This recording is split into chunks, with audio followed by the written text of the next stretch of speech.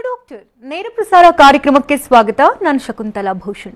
ಒತ್ತಡದ ಜೀವನ, ಬದಲಾಗ್ತಾ ಇರೋ ಜೀವನ ಶೈಲಿ, ಜನರಿಗೆ ನೂರಾರು ಆರೋಗ್ಯ ಸಮಸ್ಯೆ, ಯಾವ ಸಮಸ್ಯೆಗೆ ಯಾವ ಚಿಕಿತ್ಸೆ ಎನ್ನುವುದೇ ದೊಡ್ಡ ಚಿಂತೆ. ಇಂತಹ ಸಮಸ್ಯೆ ಇರೋರಿಗೆ ಒಂದೇ ವೇದಿಕೆಯಲ್ಲಿ ಸಿಗುತ್ತೆ ಉತ್ತರ. ಇದೇ ಟಿವಿ9ನ ವಿಶೇಷ ಕಾರ್ಯಕ್ರಮ ನಿಮ್ಮ ಡಾಕ್ಟರ್.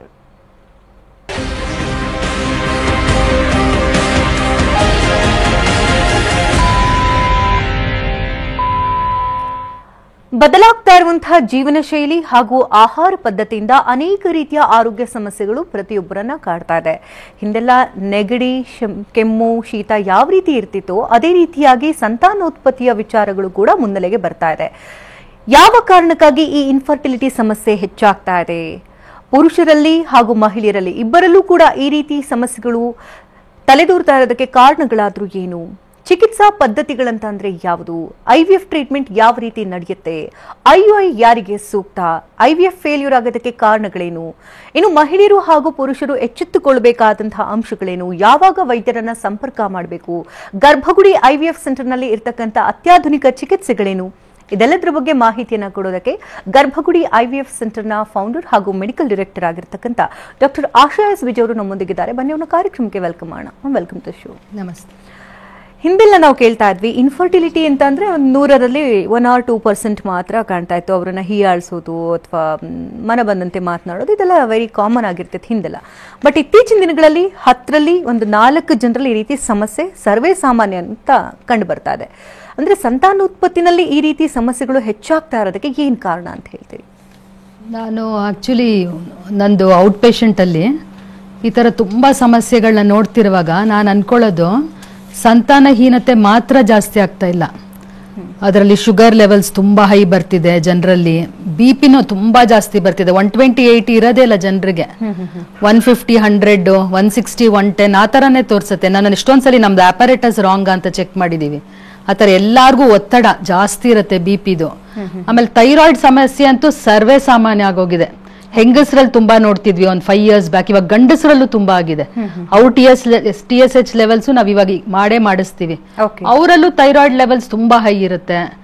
ಆಮೇಲೆ heart problems, already heart surgery ಆಗಿರುತ್ತೆ, 25-30ಕ್ಕೇನೆ ಶುಗರ್ ಇರುತ್ತೆ, ಮಾತ್ರೆ ತಗೋತಿದೀವಿ ಅಂತಾರೆ, BP ಇದೆ ಮಾತ್ರೆ ತಗೋತಿದೀವಿ ಅಂತಾರೆ, ಸೈಕ್ಯಾಟ್ರಿಕ್ ಇಶ್ಯೂಸ್, ಡಿಪ್ರೆಷನ್ ಅಂತಾರೆ, ಆಂಗ್ಸೈಟಿ ಅಂತಾರೆ, ಅದಕ್ಕೂ ಆಲ್ರೆಡಿ ಮಾತ್ರೆಗಳು ಹಾಕಿಸ್ಕೊಂಡ್ಬಿಟ್ಟಿರ್ತಾರೆ. ಸೊ ಇದು ಯೋಚನೆ ಮಾಡಿದಾಗ ನನಗನ್ಸಿದ್ದು ಎಲ್ಲಾ ಕಾಯಿಲೆಗೂ ಏನೋ ಒಂದ್ ಮೂಲ ಕಾರಣ ಇರ್ಬೇಕು. ಸಂತಾನಹೀನತೆಗೊಂದು, ಡಿಪ್ರೆಷನ್ಗೊಂದು ಆ ತರ ಅಲ್ಲ ಅದು. ಸೊ ಎಲ್ಲ ಯೋಚನೆ ಮಾಡಿದಾಗ ನಾವು ತುಂಬಾ ಆರ್ಟಿಫಿಷಿಯಲ್ ಮೆಥಡ್ಸ್ ಹೋಗ್ಬಿಡ್ತಾ ಇದೀವಿ. ನೈಸರ್ಗಿಕವಾಗಿಂದ ಕೃತಕತೆಗೆ ತುಂಬಾ ಹೋಗ್ತಾ ಇದೀವಿ ನಾವು. ನೀವೇ ಹೇಳ್ದಂಗೆ ಲೈಫ್ ಸ್ಟೈಲ್ ತುಂಬಾ ಚೇಂಜ್ ಆಗೋಗಿದೆ. ಕಲುಷಿತ ಆಹಾರ, ಕಲುಷಿತ ಗಾಳಿ, ಯಾವಾಗ್ನೂ ಆರ್ಟಿಫಿಷಿಯಲ್ ಎನ್ವೈರನ್ಮೆಂಟ್ ಅಲ್ಲೇ ಇರ್ತೀವಿ.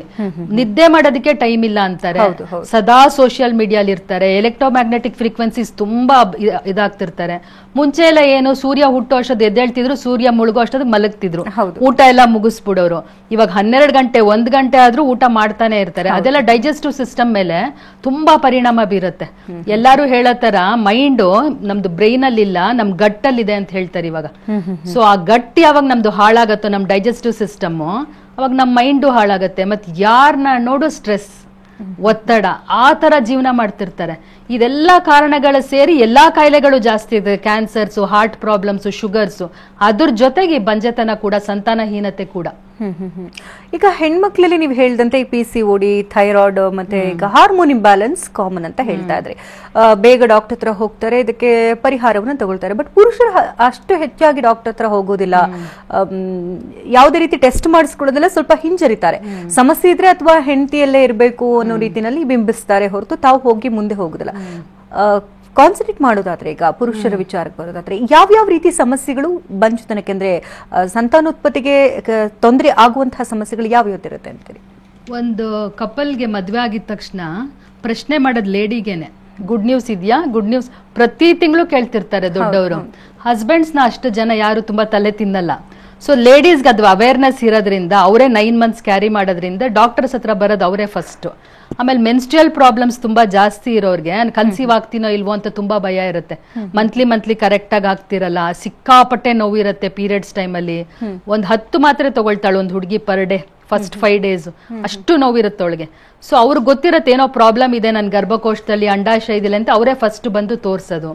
ಬಟ್ ಈಗಿನ ಕಾಲದಲ್ಲಿ ತುಂಬಾ ಅವೇರ್ನೆಸ್ ಮೂಡ್ತಾ ಇದೆ, ಟಿವಿ ಮೂಲಕ, ಪೇಪರ್ಸ್ ಮೂಲಕ, ಮ್ಯಾಗಝಿನ್ಸ್ ಮೂಲಕ. ಗಂಡಸರು ಕೂಡ ಬಂದ್ಬಿಟ್ಟು ಅವ್ರದ್ದು ವೀರ್ಯಾಣುಗಳನ್ನ ಚೆಕ್ ಮಾಡ್ಕೊಳ್ತಾರೆ. ಇನ್ಫ್ಯಾಕ್ಟ್ ಬಿಫೋರ್ ಮ್ಯಾರೇಜೇ ಮಾಡ್ಕೋತಾರೆ. ತುಂಬಾ ಪ್ರಾಬ್ಲಮ್ಸ್ ಇದ್ರೆ ಬೇಗ ಟ್ರೀಟ್ಮೆಂಟ್ ತಗೊಳ್ತಾರೆ. ಆಮೇಲೆ ಹಸ್ಬೆಂಡ್ ವೈಫ್ ಇಬ್ರು ಬಂದ್ಬಿಟ್ಟು ಟ್ರೀಟ್ಮೆಂಟ್ ತಗೊಳ್ಳೋದು ನೋಡಿದೀನಿ.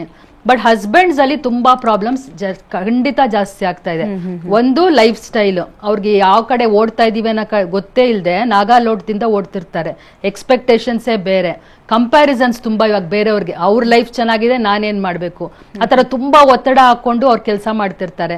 ಇಡೀ ನೈಟ್ ಶಿಫ್ಟ್ಸ್ ಮಾಡ್ತಿರ್ತಾರೆ. ಆಮೇಲೆ ತುಂಬಾನೇ ಕೆಮಿಕಲ್ಸ್ಗೆ ಎಕ್ಸ್ಪೋಸ್ ಆಗ್ತಾರೆ. ನೀವು ನೋಡಿರ್ಬೋದು, ಗಂಡಸರು ಕೆಲಸ ಮಾಡೋ ಇದ್ರಲ್ಲಿ ಹೀಟ್ ಎನ್ವೈರನ್ಮೆಂಟ್ ತುಂಬಾ ಇರುತ್ತೆ.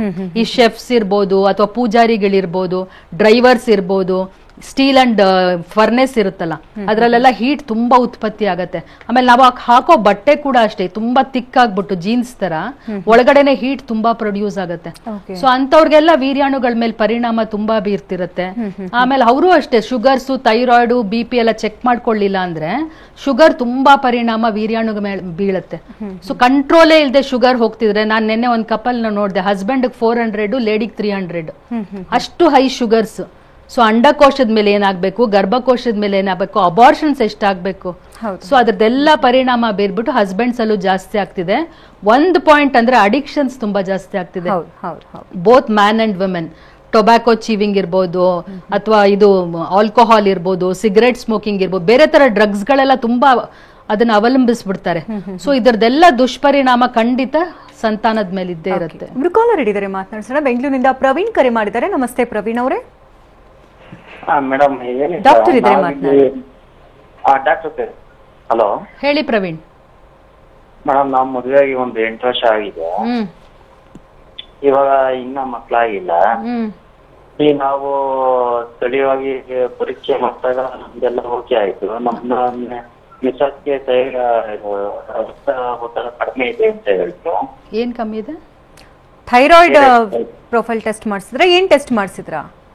ಅದೇ ಟೆಸ್ಟ್ ಮಾಡಿ ರಕ್ತ ಕಡಿಮೆ ಇದೆ ಅಂತ ಹೇಳಿದ್ರು. ರಕ್ತ ಓಕೆ. ಇವಾಗ 3 ದಿನದಿಂದ ಪರೀಕ್ಷೆ ಮಾಡ್ತಾ ಇದ್ದೀರಿ. ಅದಿನ್ನ ಪ್ರೆಗ್ನೆನ್ಸಿ ಆಗಿಲ್ಲ. ಏನ್ ಮಾಡ್ಬೋದು ನಾವು? ನಿಮ್ಮಿಬ್ರು ಏಜ್ ಪ್ರವೀಣ್? ನಮ್ದು ಏಜ್ 28. ಓಕೆ. ನಿಮ್ದೆಲ್ಲ ಇನ್ವೆಸ್ಟಿಗೇಷನ್ಸ್ ಇದ್ರೆ ಕಳಿಸಿ. ಅವ್ರಿಗೆ ರಕ್ತ ಎಷ್ಟಿತ್ತು? ಹಿಮೋಗ್ಲೋಬಿನ್ ಲೆವೆಲ್ ಎಷ್ಟಿತ್ತು ಪ್ರವೀಣ್? ಅದು ಕಡಿಮೆ ಇತ್ತು ಮೇಡಮ್. ತುಂಬಾ ಕಮ್ಮಿ ಇತ್ತು ಅಂದ್ರೆ ಅದು ಇಮಿಡಿಯೇಟ್ ಟ್ರೀಟ್ಮೆಂಟ್ ಆಗ್ಬೇಕು. ಆಮೇಲೆ ಪ್ರೆಗ್ನೆನ್ಸಿಗೆ ಟ್ರೈ ಮಾಡ್ಬೇಕು. ಆದಷ್ಟು ಬೇಗ ಬಂದು ನಮ್ಮನ್ನ ಮೀಟ್ ಮಾಡಿ. ಬ್ಯಾಂಗ್ಳೂರಲ್ಲೇ ಇದ್ದೀರಲ್ಲ?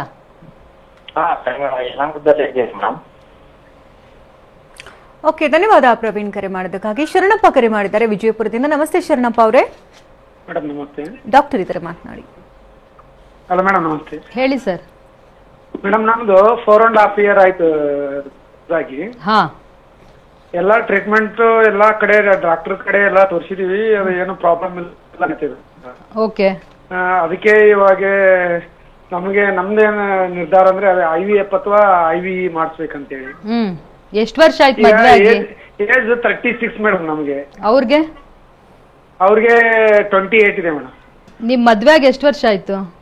4.5 ವರ್ಷ ಆಯ್ತು ಮೇಡಮ್.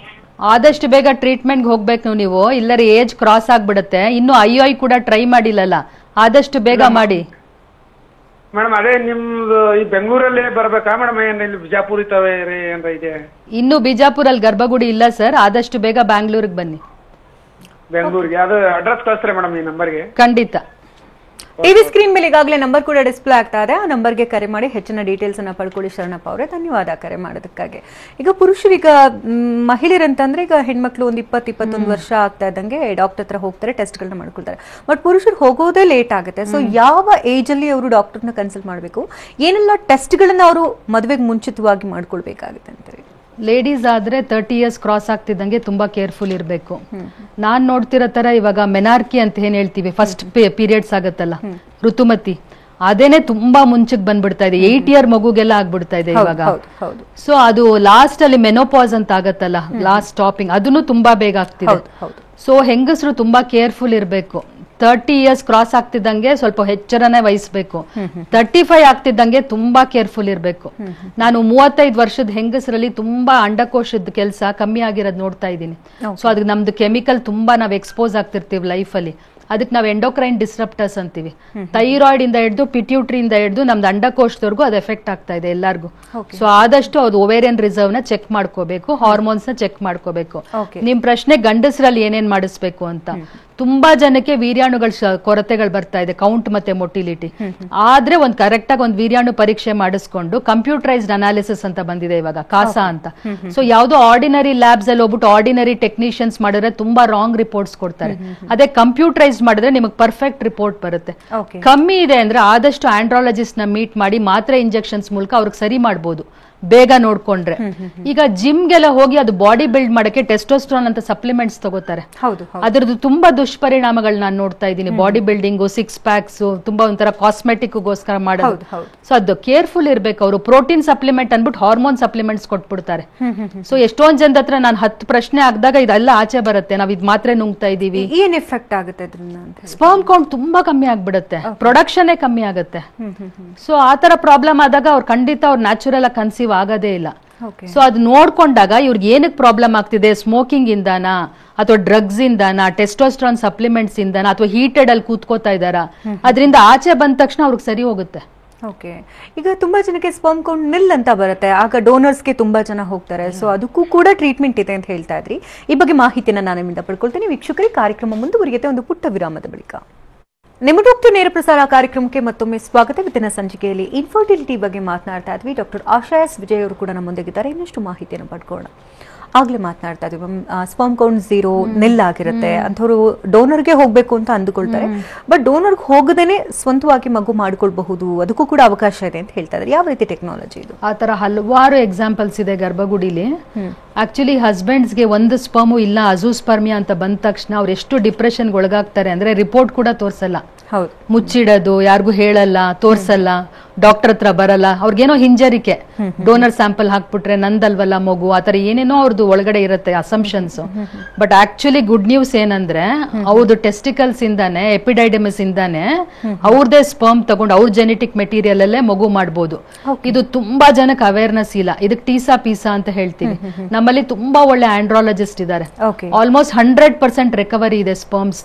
ಸೊ ಈ ತರ ಹಲವಾರು ಜನರು ಯಾರಿಗೆ ಅಜೂಸ್ಪರ್ಮಿಯಾ ಆಗಿತ್ತು, ಡೋನರ್ ಸ್ಪರ್ಮ್ ಆಗ್ಬಿಟ್ಟು IVF ಆಗಿ ಫೇಲ್ ಆಗಿದೆ, ಅಥವಾ AID ಮಾಡಿ IUI ಮಾಡಿ ಡೋನರ್ ಸ್ಪರ್ಮ್ ಹಾಕಿರ್ತಾರೆ, 6 ಸೈಕಲ್ಸ್ ಆಗಿರುತ್ತೆ, ಅವ್ರು ಖಂಡಿತ ಅವ್ರಿಗೆ ಸಕ್ಸಸ್ ಆಗಿರಲ್ಲ. ಯಾಕಂದ್ರೆ ಲೇಡಿಗೆ ಬೇರೆಯವ್ರ ಸ್ಪರ್ಮ್ ಹಾಕ್ಸ್ಕೊಳಕ್ ತುಂಬಾ ಹಿಂಜರಿಕೆ ಇರುತ್ತೆ, ಅವ್ರು ರೆಸಿಸ್ಟ್ ಮಾಡ್ತಿರ್ತಾರೆ. ಸೊ ಅದ್ ಖಂಡಿತ ಅದ್ ಗರ್ಭಕೋಶದೊಳಗಡೆನೂ ಕೂಡ ಅದ್ ಕೂರಲ್ಲ. ಸೊ ಅಂತವ್ರೆಲ್ಲ ಈ ತರ ಮಾಹಿತಿ ತಗೊಂಡು ನಮ್ ಹಾಸ್ಪಿಟ್ಲಿಗೆ ಬಂದು ಆಂಡ್ರಾಲಜಿಸ್ಟ್ ನ ಮೀಟ್ ಮಾಡಿ ಟ್ಯಾಬ್ಲೆಟ್ ಇಂಜೆಕ್ಷನ್ಸ್ ಮೂಲಕ ಅವ್ರಿಗೆ ಒಳಗಡೆನೆ ವೃದ್ಧಿ ಆಗೋ ತರ ಮಾಡಿ ಅದನ್ನ ನಾವು ಸ್ಪರ್ಮ್ಸ್ ನ ರಿಟ್ರೀವ್ ಮಾಡಿ ಸಾವಿರಾರು ಜನ ಮಕ್ಕಳಾಗಿದ್ದಾರೆ ಟೀಸಾ ಪೀಸಾ ಮೂಲಕ. ಸೊ ಭಯ ಪಡಬಾರ್ದು ಗಂಡಸರು ಅವ್ರ ರಿಪೋರ್ಟ್ಸ್ ನೋಡಿ. ಅಂದ್ರೆ ಅಪ್ ಟು ಯಾವ ಏಜ್ ವರೆಗೆ ಆ ರೀತಿ ಮಾಡ್ಕೊಳ್ಬಹುದು? 40. ಓಕೆ. 40 ವರ್ಷದವರ್ಗುನು ಟ್ರೈ ಮಾಡಬಹುದು, ಅದಕ್ಕಿಂತ ಮೀರ್ದವ್ರಿಗೂ ಸಿಕ್ಕಿದೆ. ಬಟ್ ಅವ್ರು ಬಂದು ಅವ್ರದ್ದು ಹಾರ್ಮೋನ್ಸ್ ಎಲ್ಲ ಟೆಸ್ಟ್ ಮಾಡಿದಾಗ ನಮಗೆ ಗೊತ್ತಾಗೋಗುತ್ತೆ ಇವ್ರಿಗೆ ಸಿಗತ್ತಾ ಇಲ್ವಾ ಅಂತ, ಒಂದು ಬೇಸಿಕ್ ಟೆಸ್ಟ್ ಅಲ್ಲಿ. ಸೊ ಬಂದು ಡಾಕ್ಟರ್ಸ್ ಹತ್ರ ಮಾಹಿತಿ ತಗೊಂಡು ಅವ್ರು ಮುಂದಕ್ಕೆ ಹೋಗ್ಬೇಕು ಟ್ರೀಟ್ಮೆಂಟ್ಗೆ. Okay okay. ಜೊತೆಗೆ ಕ್ಯಾಂಪ್ಸ್ ಕೂಡ ನಡೀತಾ ಇದೆ ಅಂತ ಹೇಳ್ತಾರೆ, 4 ಕಡೆ ಇದೆ ಅಂತ. ಎಲ್ಲೆಲ್ಲಿ ನಡೀತಾ ಇದೆ? ನಾವು ಆದಷ್ಟು ರೂರಲ್ ಸೈಡ್ಗೆ ಹೋಗ್ಬಿಟ್ಟು ನಾವು ಕ್ಯಾಂಪ್ಸ್ ಮಾಡ್ಲಿಕ್ಕೆ ಶುರು ಮಾಡಿದೀವಿ. ತುಂಬಾ ಕ್ಯಾಂಪ್ಸ್ ಮಾಡಿದೀವಿ. ಯಾಕಂದ್ರೆ ಹಸ್ಬೆಂಡ್ಸ್ ಯೂಶಲಿ ಅವ್ರ ಕೆಲಸದಿಂದ ರಜಾ ಹಾಕಲ್ಲ, ಡಾಕ್ಟರ್ಸ್ ಇರೋ ಕಡೆ ಬರಲ್ಲ. ಸೊ ಅಂತವ್ರಿಗೆ ನಾವೇ ಹೋಗ್ಬಿಟ್ಟು ಅಲ್ಲೇ ಫ್ರೀ ಸೆಮೆನ್ ಅನಾಲಿಸಿಸ್ ಮಾಡ್ತೀವಿ. ಆಮೇಲೆ ಮಾತ್ರೆಗಳು, ಇಂಜೆಕ್ಷನ್ಸ್ ಫ್ರೀ ಕೊಟ್ಬಿಟ್ಟು ಅವ್ರಿಗೆ ನಾವು ಅವೇರ್ನೆಸ್ ಮೂಡಿಸ್ತೀವಿ ಏನ್ ಪ್ರಾಬ್ಲಮ್ಸ್ ಅಂತ. ಸೊ ಇವಾಗ ನೆಕ್ಸ್ಟ್ 8 ನಂದಿನಿ ಲೇಔಟ್ ಅಲ್ಲಿ ಇದೆ, 22nd ಕುಣಿಗಲ್ಲು, 23rd ತುಬ್ರಳ್ಳಿ, ಆಮೇಲೆ 24th TC ಪಾಳ್ಯ. ಇದರದೆಲ್ಲ ಉಪಯೋಗ ಪಡ್ಕೊಂಡ್ರೆ ಅವ್ರಿಗೆ ಫ್ರೀ ಟ್ರೀಟ್ಮೆಂಟ್ ಕೂಡ ಸಿಗುತ್ತೆ. ಈಗ ಹೊರಗಿನಿಂದ ಬಂದು ಟ್ರೀಟ್ಮೆಂಟ್ ತಗೊಳ್ಳೋರ್ಗೆ ಏನ್ ವ್ಯವಸ್ಥೆ ಇದೆ? ಹೊರಗಿನಿಂದ ಬಂದವ್ರಿಗೆ ನಾವು ಆಕ್ಚುಲಿ ಫ್ರೀ PG ಇದೆ, PGಲೇ ಅವ್ರು ಇದ್ಕೊಂಡು ಅವ್ರು ಟ್ರೀಟ್ಮೆಂಟ್ ತಗೋಬಹುದು. ಆಮೇಲೆ ಆಹಾರ ವಸತಿ ಎಲ್ಲ ತುಂಬಾ ಚೆನ್ನಾಗಿದೆ, ಹೈಜಿನಿಕ್ ಆಗಿದೆ, ಹಾಸ್ಪಿಟಲ್ ಪಕ್ಕಾನೇ ಇದೆ. ಸೊ ಏನಾದ್ರು ಎಮರ್ಜೆನ್ಸೀಸ್ ಆದ್ರೆ ಇಮಿಡಿಯೇಟ್ ಆಗಿ ಅವರು ಡಾಕ್ಟರ್ಸ್ ನ ಅಪ್ರೋಚ್ ಮಾಡಬಹುದು. ಸ್ಕ್ಯಾನ್ಸ್ಗೆಲ್ಲ ತುಂಬಾ ದೂರ ಹೋಗಂಗಿಲ್ಲ, ಕ್ಲೋಸ್ ಬೈ ಇದೆ. ಆಮೇಲೆ ನಮ್ದು IPL ಸರ್ವಿಸಸ್ ಅಂತ ಇದೆ, ಮನೆಗೆ ಹೋಗ್ಬಿಟ್ಟು ಟ್ರೀಟ್ಮೆಂಟ್ ಕೊಡೋದು. ಸೊ ಯಾರಾದ್ರೂ ಬಂದು ಬ್ಯಾಂಗ್ಳೂರಲ್ಲಿ ಅವ್ರ ರಿಲೇಟಿವ್ಸ್ ಮನೇಲಿ ಇರೋರ್ಗೆ ನಾವು ಮನೆಗೆ ಹೋಗ್ಬಿಟ್ಟು ಇಂಜೆಕ್ಷನ್ಸ್, ಫಾರ್ಮಸಿ ಎಲ್ಲ ಕೊಡ್ತೀವಿ. ಆತರ ಹಲವಾರು ಯೋಜನೆಗಳಿದೆ. ಜೊತೆಗೆ ಇತ್ತೀಚಿನ ದಿನಗಳಲ್ಲಿ ಸೆಕೆಂಡ್ ಇನ್ಫರ್ಟಿಲಿಟಿ ಸಮಸ್ಯೆ ಕೂಡ ಹೆಚ್ಚಾಗ್ತಾ ಇದೆ. ಸೊ ಎಲ್ಲ ಆರೋಗ್ಯ ಚೆನ್ನಾಗಿದೆ ಆದ್ರೂ ಕೂಡ ಮಕ್ಕಳಾಗ್ತಾ ಇಲ್ಲ ಅಂತ ತುಂಬಾ ಜನ ಹೇಳ್ತಿರ್ತಾರೆ. ಸೊ ಇದಕ್ಕೆ ಏನ್ ಕಾರಣಗಳು, ಜೊತೆಗೆ ಇದಕ್ಕೆ ಟ್ರೀಟ್ಮೆಂಟ್ ಏನಿದೆ ಅಂತೇಳಿ? ಒಂದು ಮಗು ಆಗಿದ ತಕ್ಷಣ ಅವರು ತುಂಬಾ ವರ್ಷ ಇನ್ನೊಂದು ಮಗು ಬೇಡ ಅಂತ ಪ್ಲಾನ್ ಮಾಡ್ಕೊಂಡ್ಬಿಟ್ಟಿರ್ತಾರೆ. ಹೌದು, ಕಂಟಿನ್ಯೂಸ್ ಆಗಿ ಮಾತ್ರೆ ನುಂಗ್ತಿರ್ತಾರೆ. ನಿನ್ನೆ ಒಂದ್ ಲೇಡಿ ನೋಡಿದೆ, ಡಾಕ್ಟರ್ 5 ತಿಂಗಳಿಗೆ ಬರ್ದಿದ್ದಾರೆ, 5 ವರ್ಷ ತಗೊಂಡಿದ್ದಾಳೆ ಓರಲ್ ಕಾಂಟ್ರಾಸೆಪ್ಟಿವ್ ಪಿಲ್. ಓವರೀಸ್ ಎಲ್ಲ ಹಂಗ್ ಶ್ರಿವಲ್ ಆಗೋಗಿದೆ, ಕೆಲಸನೇ ಮಾಡ್ತಿಲ್ಲ, ಯಾಕಂದ್ರೆ ಸಪ್ರೆಸ್ ಮಾಡ್ತಾ ಇರತ್ತೆ ಅದು ಒಳಗಡೆ. ಸೊ ಡಾಕ್ಟರ್ಸ್ ಅಡ್ವೈಸ್ ಇಲ್ಲದೆ ಓರಲ್ ಕಾಂಟ್ರಾಸೆಪ್ಟಿವ್ ಪಿಲ್ ಎಲ್ಲ ಆತರ ತಗೊಳ್ಳೇಬಾರ್ದು. ಇನ್ ಸ್ವಲ್ಪ ಜನ ಏನ್ ಮಾಡ್ತಾರೆ ಅಂದ್ರೆ ಫ್ಯಾಮಿಲಿನ ಕರೆಕ್ಟ್ ಆಗಿ ಪ್ಲಾನ್ ಮಾಡಲ್ಲ, ಪ್ರೆಗ್ನೆನ್ಸಿ ಆಗ್ಬಿಡುತ್ತೆ, ರಿಪೀಟೆಡ್ ಆಗಿ ಹೋಗಿ ಅಬಾರ್ಷನ್ ಮಾತ್ರೆ ಅಬಾರ್ಷನ್ಸ್ ಮಾಡಿಸ್ಕೊಳ್ಳೋದು, ಅನ್ಹೈಜಿನಿಕ್ ಆಗಿ ಮಾಡಿಸ್ಕೊಳ್ಳೋದು, ಕಮ್ಮಿ ಬೆಲೆಗಾಗತ್ತೆ ಅಂತ ಎಲ್ಲೋ ಕ್ಲಿನಿಕ್ಸ್ ಅಲ್ಲಿ ಮಾಡಿಸ್ಕೊಳ್ಳೋದು. ಅವ್ರಿಗೇನಾಗತ್ತೆ, ಒಳಗಡೆ ನಂಜಾಗತ್ತೆ, ಯುಟ್ರೈನ್ ಇನ್ಫೆಕ್ಷನ್ ಆಗುತ್ತೆ, ತುಂಬಾ ಬಿಳಿ ಬಟ್ಟೆ ಹೋಗೋದು, ಪೆಲ್ವಿಕ್ ಇನ್ಫೆಕ್ಷನ್ಸ್ ಆಗೋದು, ವಾಸನೆ ಬರೋದು, ಮೂತ್ರ ತುಂಬಾ ಪ್ರಾಬ್ಲಮ್ ಅದೆಲ್ಲ ಆಗುತ್ತೆ. ಆವಾಗ ಅವ್ರಿಗೆ ಫೆಲೋಪಿಯನ್ ಟ್ಯೂಬ್ಸ್ ಬ್ಲಾಕ್ ಆಗ್ಬಿಡುತ್ತೆ. ಸೊ ಒಂದ್ ಬೇಬಿ ಕನ್ಸೀವ್ ಆಗ್ಬಿಟ್ಟಿರ್ತಾರೆ, ಆಮೇಲೆ ಇದೆಲ್ಲ ಕಾಂಪ್ಲಿಕೇಶನ್ಸ್ ಆಗಿರುತ್ತೆ, ನೆಕ್ಸ್ಟ್ ಬೇಬಿ ಕಷ್ಟ ಆಗ್ತಿರತ್ತೆ. ಕಾಪರ್ಟಿ ಹಾಕಿಸ್ಕೊಂಡಿರ್ತಾರೆ, 2 ವರ್ಷ ಇದ್ರದ್ದು ಇದು ಲೈಫ್ ಅಂತ ಹೇಳಿದ್ರೆ 5 ವರ್ಷದವರೆಗೂ ತೆಗ್ಸಕ್ ಹೋಗಲ್ಲ, ಮರ್ತು ಬಿಡೋದು, ಹೋಗಲ್ಲ, ನಿರ್ಲಕ್ಷ್ಯ. ಸೊ ಅಂತವ್ರಿಗೆಲ್ಲ ಏನಾಗುತ್ತೆ, ಗರ್ಭಕೋಶ ಇನ್ಫೆಕ್ಟ್ ಆಗ್ಬಿಡತ್ತೆ, ನೆಕ್ಸ್ಟ್ ಬೇಬಿ ಕನ್ಸೀವ್ ಆಗಕ್ಕೆ ತುಂಬಾ ಪ್ರಾಬ್ಲಮ್ ಆಗುತ್ತೆ.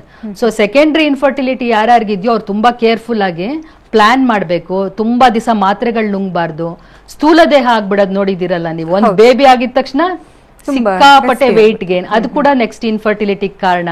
ಹಸ್ಬೆಂಡ್ಸ್ ಅಲ್ಲೂ ತುಂಬಾ ಕಾಂಪ್ಲಿಕೇಶನ್ ಆಗಿ ಅವ್ರ ಸೆಕ್ಷುವಲ್ ಪ್ರಾಬ್ಲಮ್ಸ್ ಜಾಸ್ತಿ ಆಗ್ಬಿಟ್ಟಿರುತ್ತೆ. ಸೊ ಅದೆಲ್ಲ ಕಾರಣ ಸೆಕೆಂಡ್ರಿ ಇನ್ಫರ್ಟಿಲಿಟಿ. ಓಕೆ, ಈಗ ಎಷ್ಟು IVF ಸೆಂಟರ್ಗಳಿದೆ, ಸೊ ಗರ್ಭಕುಡಿನೇ ಚೂಸ್ ಮಾಡಬೇಕು ಅಂತಂದ್ರೆ ಯಾಕೆ ಅಂತ ಹೇಳ್ತೀರಿ? ಜೊತೆಗೆ ಏನ್ ಸ್ಪೆಷಾಲಿಟಿ ಗರ್ಭಕುಡಿದು? ತುಂಬಾ ಒಳ್ಳೆ ಪ್ರಶ್ನೆ. ಆಕ್ಚುಲಿ ಒಂದು IVF ಸೆಂಟರ್ ನಾವು ಚೂಸ್ ಮಾಡಿದಾಗ ಅಟ್ಲೀಸ್ಟ್ ಒಂದು 10 ಜನದ ಬಾಯಲ್ಲಿ ಕೇಳಬೇಕು, ನಾನು ಇಲ್ಲಿ ಹೋಗಿದ್ದೆ, ನಂಗೆ ಇಲ್ಲಿ ಸಕ್ಸಸ್ ಸಿಕ್ತು, ನಂಗೆ ಇಲ್ಲಿ ತುಂಬಾ ಮಾನಸಿಕವಾಗಿ ತೃಪ್ತಿ ಆಯ್ತು ಅಂತ. ಅವ್ರಿಗೆ ಆ ತರ ನಂಬಿಕೆ ಇಟ್ಕೊಂಡು ಒಳಗಡೆ ಬಂದಾಗ ಅದನ್ನ ಪ್ರತ್ಯಕ್ಷವಾಗಿ ನೋಡ್ಬೋದು. ಯಾಕಂದ್ರೆ ಆಚೆ ಕಡೆ ಇರೋ ನಮ್ದು ಸ್ಟಾಫ್ಸ್ ಇದಾರಲ್ಲ, ಫ್ರಂಟ್ ಆಫೀಸ್, ರಿಸೆಪ್ಷನ್, ಕೌನ್ಸಿಲರ್ಸ್ ತುಂಬಾನೇ ಒಳ್ಳೆ ತರ ಮಾತಾಡ್ತಾರೆ ಪೇಷಂಟ್ಸ್ ಜೊತೆ, ತುಂಬಾ ನೀಟಾಗಿ ಕೌನ್ಸಿಲ್ ಮಾಡ್ತಾರೆ. ಡಾಕ್ಟರ್ಸ್ ಅಂಡ್ ಎಂಬ್ರಿಯಾಲಜಿಸ್ಟ್ ಟೀಮ್ ತುಂಬಾ ಬೆಸ್ಟ್ ಇದೆ. ಒಂದೊಂದು ಪೇಷಂಟ್ ಜೊತೆನೂ ತುಂಬಾ ಟೈಮ್ ಸ್ಪೆಂಡ್ ಮಾಡ್ತೀವಿ. ಎಷ್ಟೋ ಜನ ಕಪಲ್ಸ್ ನಮ್ಮಲ್ಲಿ ಬಂದಿರೋರು ಒಂದು ಫೀಡ್ಬ್ಯಾಕ್ ಕೊಡ್ತಾರೆ, ಈ ತರ ವಿವರವಾಗಿ ನಮ್ಗೆಲ್ಲೂ ಹೇಳಲಿಲ್ಲ, ನಮ್ಗೆ ಕ್ಲೀನ್ ಆಗಿ ಎಕ್ಸ್ಪ್ಲೈನೇ ಮಾಡ್ಲಿಲ್ಲ, ಇವಾಗ ನಮಗ್ ಗೊತ್ತಾಯ್ತು ಏನ್ ಪ್ರಾಬ್ಲಮ್ ಅಂತ, ನಾವ್ ಇವಾಗ ಮುಂದಕ್ಕೆ ಹೋಗಕ್ ರೆಡಿ ಇದೀವಿ ಅಂತ. ಸೊ ನಮ್ಮ ಅಪ್ರೋಚೇ ತುಂಬಾ ಬೇರೆ ಇದೆ. ಆಮೇಲೆ ನಾವು ಸೈನ್ಸ್ ಮತ್ತೆ ಸ್ಪಿರಿಚುಯಾಲಿಟಿನ ಎರಡನ್ನು ಕಂಬೈನ್ ಮಾಡಿರೋದ್ರಿಂದ ನಮ್ ರಿಸಲ್ಟ್ಸ್ ತುಂಬಾ ಚೆನ್ನಾಗಿದೆ. ಗರ್ಭ ಪ್ಲಸ್ ಗುಡಿ, ಸೈನ್ಸ್ ಅಂಡ್ ಸ್ಪಿರಿಚುಯಾಲಿಟಿ ಕಂಬೈನ್ ಆಗಿದೆ. ಸೊ ನಾವು ಯೋಗ, ಪ್ರಾಣಾಯಾಮ ಆಗಿರ್ಬೋದು, ನ್ಯೂಟ್ರಿಷನ್, ಡಯಟ್ ಎಲ್ಲ ಕೂಡ ಅವ್ರಿಗೆ ಮಾಹಿತಿ ಕೊಡ್ತೀವಿ. ಬರೀ IVF ಮಾಡ್ಕೊಂಡು ಹೋಗ್ಬಿಡಿ ಅಂತ ಹೇಳಲ್ಲ. ಮೈಂಡ್ ನ ಹೆಂಗ್ ಕಾಮ್ ಮಾಡ್ಕೊಳ್ಳೋದು, ಯೋಗಿಕ್ ಹೀಲಿಂಗ್ ನ ಹೆಂಗ್ ಕಂಬೈನ್ ಮಾಡ್ಕೊಳ್ಳೋದು, ಇದ್ರ ಬಗ್ಗೆ ಎಲ್ಲ ತುಂಬಾನೇ ಕೆಲಸ ನಡೀತಿದೆ ನಮ್ಮಲ್ಲಿ. ಸೊ ಅದರಿಂದ ಸಕ್ಸಸ್ ರೇಟ್ ತುಂಬಾ ಜಾಸ್ತಿ ಇದೆ ಗರ್ಭಗುಡಿಲಿ. ಅದನ್ನ ಕಪಲ್ಸೇ ಬಂದ್ಬಿಟ್ಟು ಪ್ರತ್ಯಕ್ಷವಾಗಿ ಎಷ್ಟೊಂದ್ ಜನ ಹೇಳಿದ್ದಾರೆ. ಜೊತೆಗೆ ಗೌಪ್ಯತೆ ಕಾಪಾಡೋದು ಕೂಡ ಇಂಪಾರ್ಟೆಂಟ್ ಆಗುತ್ತೆ. ಸೊ ವೈದ್ಯರ ಹತ್ರ ಹೋದ ತಕ್ಷಣ ಅವ್ರೆಲ್ಲಿ ಅವ್ರ ಫ್ಯಾಮಿಲಿ ಮೆಂಬರ್ಸ್ಗೆ ತಿಳಿಸ್ಬಿಡ್ತಾರೋ ಅಥವಾ ಬೇರೆ ಯಾರಿಗಾರು ಹೇಳ್ಬಿಡ್ತಾರೋ ಅನ್ನೋ ಒಂದು ಭಯ ಇದ್ದೇ ಇರುತ್ತೆ. ಸೊ ಇದನ್ನ ಯಾವ ರೀತಿ ಮೇಂಟೈನ್ ಮಾಡ್ತಾರೆ ಅಂತ? ಆಕ್ಚುಲಿ ಲೇಡಿನ ನಾವು ತಪಾಸಣೆ ಮಾಡಿದ ತಕ್ಷಣ ಅಕಸ್ಮಾತ್ ತುಂಬಾ ಪ್ರಾಬ್ಲಮ್ಸ್ ಇದ್ರೆ ನಾವ್ ಇದು ಹಸ್ಬೆಂಡ್ಸ್ ಹತ್ರ ಹೇಳ್ಬೋದ ಅಂತ ಫಸ್ಟ್ ಅವಳ ಕನ್ಸೆಂಟ್ ತಗೊಳ್ತೀವಿ. ಎಷ್ಟೋ ಜನ ಅದನ್ನ ತಪ್ಪಾಗಿ ತಿಳ್ಕೊಂಡ್ಬಿಟ್ಟು 2ನೇ ಮದ್ವೆ ಕಡೆಗೆ ಹೊಟ್ಟೋಗ್ಬಿಡ್ತಾರೆ. ಸೊ ಫಸ್ಟ್ ಲೇಡಿ ಕನ್ಸೆಂಟ್ ತಗೊಂಡು ಆಮೇಲೆ ಹಸ್ಬೆಂಡ್ಸ್ ನ ಕರೆದು ಇಬ್ದು ಕೂಡ್ಸಿ ಮಾತಾಡ್ತೀವಿ. ಅವ್ರಿಬ್ರು ಮಾತಾಡಿದ್ಮೇಲೆ ಫ್ಯಾಮಿಲಿ ಮೆಂಬರ್ಸ್ ಯಾರಾದ್ರೂ ಬಂದ್ರೆ ನಾವ್ ಇದನ್ನ ಹೇಳ್ಬೋದಾ, ಡೈವಲ್ಜ್ ಮಾಡ್ಬೋದಾ ಅಂತ ಅವ್ರಿಬ್ರನ್ನ ಕೇಳಿರ್ತೀವಿ. ಎಷ್ಟೋ ಸಲ ತಾಯಿ ಬರ್ತಾರೆ, ಮಾವ ಬರ್ತಾರೆ, ಅತ್ತೆ ಬರ್ತಾರೆ. ಸೊ ತುಂಬಾ ಗೌಪ್ಯತೆ ಕಾಪಾಡ್ಕೊಳ್ತೀವಿ, ಯಾರಿಗೂ ಹೇಳಲ್ಲ. ಮತ್ತೆ ಒಂದ್ ಪೇಷಂಟ್ ಹಿಸ್ಟ್ರಿ ಇನ್ನೊಂದ್ ಪೇಷಂಟ್ ಹತ್ರ ನಾವು ಡಿಸ್ಕಸ್ಸೇ ಮಾಡಲ್ಲ. ತುಂಬಾ ಗೌಪ್ಯತೆ ಮೇಂಟೈನ್. ಫೈನಲಿ ವೀಕ್ಷಕರಿಗೆ ಏನ್ ಹೇಳಕ್ ಇಷ್ಟಪಡ್ತಾರೆ? ಆಕ್ಚುಲಿ ಸಂತಾನಹೀನತೆ ಪ್ರಾಬ್ಲಮ್ ಏನಾಗ್ತಿದೆ ಅದು ಜಸ್ಟ್ ಬಿಕಾಸ್ ನಮ್ಮ ಪ್ರಾಬ್ಲಮ್ಸ್ ಆಗಿರೋದ್ರಿಂದ ನಮ್ಮ ಲೈಫ್ ಸ್ಟೈಲ್ ಅಲ್ಲಿ ಆಗ್ತಿರೋದು. ಮತ್ತೆ ತುಂಬಾ ಜನ ಕಪಲ್ಸ್ ನಾನ್ ನೋಡಿರೋದು ಅವ್ರ ಏಜ್ ಅನ್ನೋದು ಫ್ಯಾಕ್ಟ್ರಿ ಅವ್ರು ಇಟ್ಕೊಂಡಿರಲ್ಲ. 40 ಆದ್ಮೇಲೆ ಹೋಗ್ಬೋದು, ನಮಗ್ ದುಡ್ಡು ಬಂದ ಮೇಲೆ ಹೋಗ್ಬೋದು, ನಮ್ ಫ್ಯಾಮಿಲಿ ಪ್ರಾಬ್ಲಮ್ ಸಾಲ್ವ್ ಆದ್ಮೇಲೆ ಹೋಗ್ಬೋದು ಅನ್ಕೊಂಡ್ಬಿಟ್ಟಿರ್ತಾರೆ. ಬಟ್ ಎವ್ರಿ ಮಿನಿಟ್ ನಮ್ದು ಬಯೋಲಾಜಿಕಲ್ ಕ್ಲಾಕ್ ಟಿಕ್ ಆಗ್ತಿರತ್ತೆ ಒಳಗಡೆ, ನಮ್ ಕ್ಲಾಕ್ ಹೇಗ್ ಮೇಲೆ ಆಗ್ತಿರತ್ತೋ. ಸೊ ಅದು ತುಂಬಾ ಕಾಪಾಡ್ಕೋಬೇಕು ಅವ್ರ ಏಜ್ ನ. 20 to 30 years ಒಳಗಡೆ ಫ್ಯಾಮಿಲಿ ಮುಗಿಸ್ಕೊಂಡ್ಬಿಟ್ರೆ ಐಡಿಯಲ್ ಏಜ್ ಗ್ರೂಪ್ ಅದು. 30 ಕ್ರಾಸ್ ಆಗ್ತಿದ್ದಂಗೆ ಆದಷ್ಟು ಬೇಗ ಡಾಕ್ಟರ್ಸ್ ಹೋಗಿ ಸಮಾಲೋಚನೆ ಮಾಡ್ಲೇಬೇಕು. ಸೊ ಕೌನ್ಸಿಲಿಂಗ್ ಹೇಗಿದೆ? ಅವ್ರು ಒಳಗಡೆ ಬಂದಾಗ ಅವ್ರ ಹಾರ್ಮೋನ್ ಟೆಸ್ಟ್ ಎಲ್ಲ ಏನ್ ಬರುತ್ತೆ ರಿಸಲ್ಟ್ಸ್ ಇಟ್ಕೊಂಡು ಹಸ್ಬೆಂಡ್ ವೈಫ್ ನ ಕೂಡಿಸ್ಕೊಂಡು ಯಾರಲ್ಲಿ ಪ್ರಾಬ್ಲಮ್, ಎಷ್ಟು ನಿಮಗೆ ಸಕ್ಸಸ್ ರೇಟು, ಇದರದ್ದು ಕಾಸ್ಟ್ ಎಷ್ಟಾಗತ್ತೆ, ನೀವ್ ಎಷ್ಟು ದಿನ ಹಾಸ್ಪಿಟ್ಲಿಗೆ ಬರ್ಬೇಕು ಅಂತ ನೀಟಾಗಿ ನಾವು ಕೌನ್ಸಿಲ್ ಮಾಡಿ ಡಾಕ್ಟರ್ಸ್ ಹೇಳ್ತೀವಿ. ಆಚೆ ಕಡೆ ಕೌನ್ಸಿಲರ್ಸ್ ಕೂಡ ನಾವು ಐಡಿಯಾ ಕೊಟ್ಟಿರ್ತೀವಿ, ಪೇಷಂಟ್ಸ್ ಈ ತರ ಮಾತಾಡ್ಬೇಕು ಅಂತ. ಅವ್ರು ಇನ್ನೂ ನೀಟಾಗಿ ಅವ್ರಿಗೆ ಎಕ್ಸ್ಪ್ಲೈನ್ ಮಾಡ್ಬಿಟ್ಟು ಟ್ರೈ ಮಾಡ್ಬಿಟ್ಟು ಕೌನ್ಸಿಲ್ ಮಾಡ್ತಾರೆ. ಓಕೆ, ಕಾರ್ಯಕ್ರಮಕ್ಕೆ ಆಗಮಿಸಿ ಹಲವು ಮಾಹಿತಿ ನೀಡಿದಕ್ಕಾಗಿ ಧನ್ಯವಾದ. Thank you. ವೀಕ್ಷಕರೇ, ಡಾಕ್ಟರ್ ಆಶಾ ಎಸ್ ವಿಜಯ್ ಅವ್ರನ್ನ ಭೇಟಿ ಮಾಡಬೇಕಂದ್ರೆ ಅಡ್ರೆಸ್ ನೋಟ್ ಮಾಡ್ಕೊಳ್ಳಿ. Garbhagudi IVF centre, Hanumanthanagar, Jayanagar, Kalyananagar, electronic city ಮತ್ತು ಮಾರತಹಳ್ಳಿಯಲ್ಲಿ ಬ್ರಾಂಚಸ್ಗಳಿದೆ. ಕಾಂಟ್ಯಾಕ್ಟ್ ನಂಬರ್ ಈ ರೀತಿ ಇದೆ: 888800000909, ಮತ್ತೊಂದು ಸಂಖ್ಯೆ 9591601113, ಮತ್ತೊಂದು ಸಂಖ್ಯೆ 9741671113. ಗರ್ಭಗುಡಿ www.garbhagudi.comಗೆ ವಿಸಿಟ್ ಮಾಡಿದ್ರೆ ನೀವು ಹೆಚ್ಚಿನ ಡೀಟೇಲ್ಸ್ ಅನ್ನು ಪಡ್ಕೊಳ್ಬಹುದಾಗಿದೆ.